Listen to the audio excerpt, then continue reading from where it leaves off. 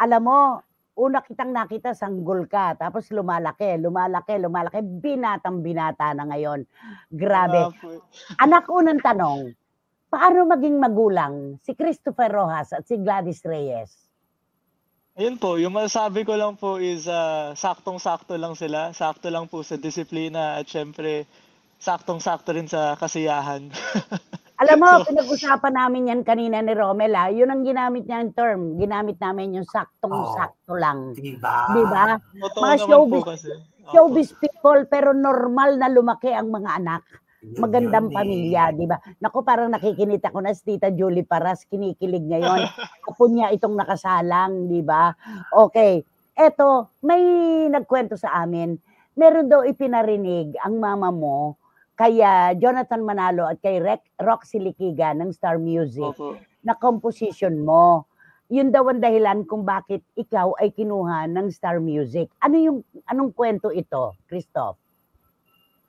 So, ayun nga po, ever since then, nung mas naging interesado na po ako sa music, actually, never ko po iniisip na gumawa ng sarili kong composition.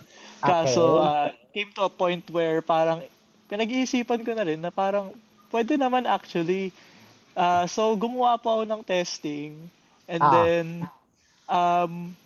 for the longest time po, parang kinip away ko lang siya kasi akala ko naman wala namang mangyayari dyan. Tapos, one day po, bago ako nag-sign sa Star Music, pinarinig ko po kila mom and dad. Hawak ko yung gitara ko. Tapos, ayun, sabi naman po nila parang may potential naman. Pinarinig po nila kay Jonathan at kay Roxy.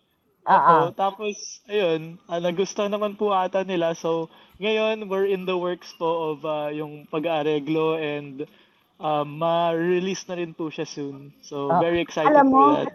Anak ka talaga ng mga magulang mo, walang ka-ere-ere. Diba? Mababang loob, napaka-humble. Meron ng composition, di ba, yung cover song mo, In the Name of Love. Di ba? Opo. You too. Oo, ang taas ng boses mo doon, grabe. Pwede ba ka ba magbigay ng sample, Christoph? Yung In the Name of Love? Yung sarili ko pong composition, sa original song ko po yun. Hindi siyang cover. So, ano pa yung papasample ko? Yung In the Name of Love? Anything from the album, please. Request lang ng ating mga televiewers and listeners, anak. Go. Itong song na kakainin ko, chorus po ng original composition ko. So, first time po ito marinig. Ano ang title niyan, Christoph? Title po nito is Take Care Out There. Take care out there. Mag-ingat ka dyan. Di ba? Okay. Go, Christoph. 1, 2, 3. You say we'll see each other again. Through the highs, the lows, we'll never give in. Though it hurts to know you're going away, I'll always tell you I'm here to stay. All the time apart we'll bear the truth without the dare. I'll always be here. Just take care out there. Ganda. Composition mo yan, ano? Opo. Yung talento mo sa pagkanta, hindi mo namana sa tatay mo yan.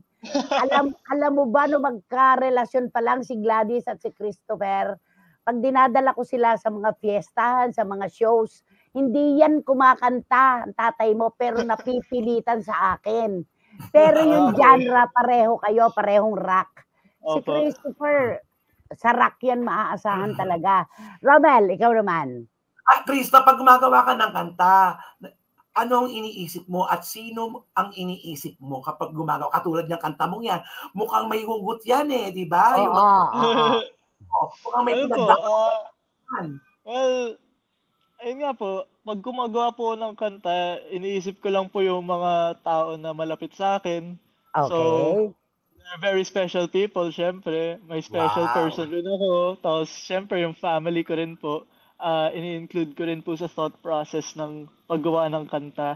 Kasi, as contrary to what others believe, not everything is all rainbows and butterflies, di ba? Tama. Tama yan. Yung mga nakita po natin sa social media, posible po na meron pang backstory yun or hindi po Yes. natin nakikita yung, syempre, yung hard work and yung downs ng ibang tao. So, talaga pong unfiltered yung pag-write ko po ng song. Hindi ko po siya sinisugarcoat whatsoever. At Tama. talagang nilalapag ko po yung sarili ko sa notebook. Totoo. Nako, hindi nakapagpigil ang Lola Julie Paras mo. Nag-text. Good luck, Christoph. Make us proud. Love kita. Oy, nako naman. Tita Julie Paras, lahat tayo proud sa kanya. Ayan. Nako, tita, super gwapo at napaka-talented ni Christoph. Siyempre, nagmana sa kanya mga magulang. Sabi sa akin ni Romel kanina, Nay, bakit Someru? Alam mo, French ang pamilya ni Christopher Rojas. Frances ang kanyang ama. Kaya siya ay Someru, di ba? Ayan. Eto, sino madisiplina? Si Gladys o si Christopher? If it boils down po to sino akong, or who am I most scared of, baka si si Mami. Hindi, actually, si Dad. Si Dad. Oo. Talaga ang mga kontrabida, bida sa buhay na totoo, no? Oo, totoo. Bakit si Daddy? Basta parang pag nagagalit siya or pag nagtatampo siya sa'yo, iba yung feeling parang wala siyang sinasabi pero oo, tama. Damdam mo yung Tingin lang. Like, oo. Ibang klase. Si Mami mo. Ang Mami mo. Si Mami, madadaan naman yan sa lambing. Okay lang. Ayan. Sabi ni Edeletada, wow, si Christoph, ang guest. Ano naman ang masasabi ng Lola Julie Paras? Mahal na mahal niya ang mga apo niya. Oo, totoo yan, Edeletada. Nag-text na nga. Nay, maganda po ang halo ng genes ng mga magulang ni Christoph. May talent pa po. Malaki po ang puwang sa showbiz ng batang ito. Proud na proud po ang Lola Julie for sure. Yes. Ayan, alam mo, ang talagang lola niya, kapatid ni Tita Julie Paras. Yon. Pero dahil CFMer, si Tita Julie, mas kilala siya ng ating mga CFMers, Christoph. Ayan, okay. Eto pa, magaling na artista ang daddy at mami mo. Bukod ba sa musicality na nililinyahan mo ngayon at meron ka, gusto mo rin bang umarte? Opo, definitely. Actually, ginagawa ko po ngayon is gusto ko po muna i-establish yung sarili ko sa isang platform para, kasi gusto ko po makilala as a musician, as an artist.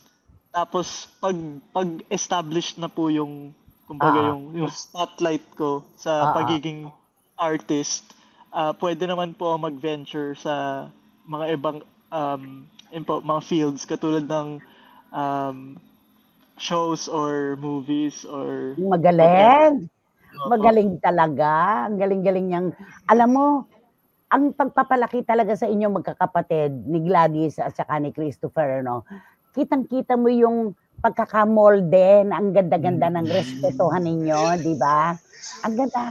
Bilang panganay, ano yung mga responsibilidad na hinahawakan mo para sa mga kapatid mo kahit nandyan pa ang parents mo? Well, I guess po yung talagang they rely on me po to help them with the schoolwork kung if ever possible. Tapos, syempre ako rin po, marami rin po mga responsibilidad in school. But as much as possible, tinatry ko pa rin i-strengthen kumbaga yung relationship ko with my siblings. Ako po yung sumusundo sa kanila, tapos dinadrive-thru ko po sila sa McDo kung may time. Bait na kuya. Anak, nag-aaral ka pa ngayon, di ba? Opo. Anong school, anak? Nagtatanong sila, anong school? Kasi napaka-articulate mo raw sumagot.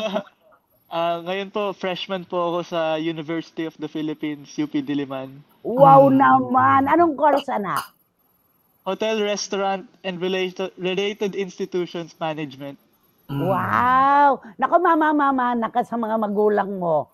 Isipin mo yung mga business ni Christopher at saka ni Gladys. Opo. Kaya babata nilang nalantad talaga sa negosyo, yung mga restaurants nila, di ba? Talagang, ay nako. Ikaw na magmamanage niyan soon. Oo, totoo yan. Paano daw sumuporta ang parents mo? Ang dami nagtatanong dito. Gaano ka pa supportive si Christopher at si Gladys para kay Christoph? Ako po, napaka-supportive po ng parents ko no matter what. Kahit may project po man sila that day or what, talagang they really try their best to make time. Nakikita po yun, I've had, I think, nag-jiu-jitsu po kasi ako, so sumali ako sa mga tournaments dati or sa mga competition. Tapos all the way pa po yun sa may Alabang and way down south. Pero nandun pa rin po sila kahit anong mangyari. Nag-check-in pa kami and everything. So sobrang supportive po ng parents ko. Oo. Sobra naman. Mel, nakakatuwa. Isipin mo, si Gladys, si Christopher, may sarili-sarili ng pangalan sa larangan ng acting, di ba?